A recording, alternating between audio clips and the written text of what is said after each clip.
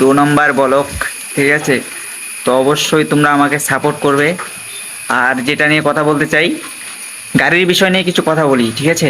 গাড়ির বিষয়গুলো কি, যে তোমরা যারা যারা গাড়ি কিনতে যাচ্ছ, কি সেকেন্ড হ্যান্ড কিংবা নতুন গাড়ি কিনতে যাচ্ছ, তো অবশ্যই আমার ভিডিওগুলো দেখতে পারো। আমি এখনও ফুল ভিডিও ডালিনি, মানে এখনও ছাড়িনি।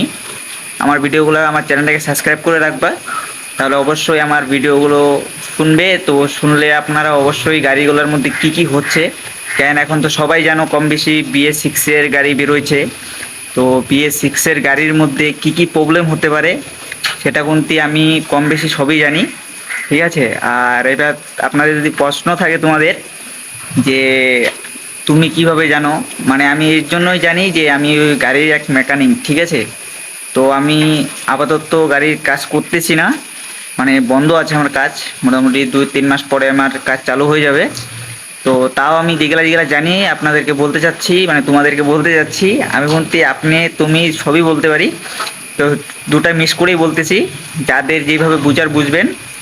আর মেন কথা হলো যে BS6-এর গাড়িগুলো যেমন এখন বর্ষার সিজনে যেমন ভিজেলে কুন্তি ট্যাঙ্কিতে জল চলে গেলে কিন্তু স্টার্ট হয় না, ঠিক আছে?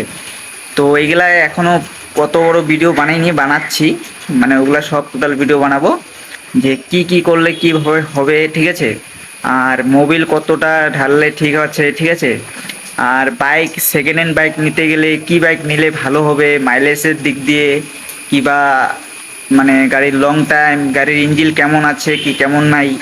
সেকেন্ড হ্যান্ড বাইক যারা নিচ্ছে ওরা হয়তো 2-1 জন গেলেও যায় বাইক নিয়ে নিচ্ছে, কিন্তু এই বাইক নেওয়ার পরে কিছুদিন পরে 6 মাস চালানোর পরে হয়তো ভুগতেছে যে এই বাইকটা চলতেছে না, ফট করে ইঞ্জিন বন্ধ হয়ে গেল। তো কিসের কারণে এগুলো হচ্ছে, অবশ্যই আমার ভিডিওগুলো দেখতে থাকবেন।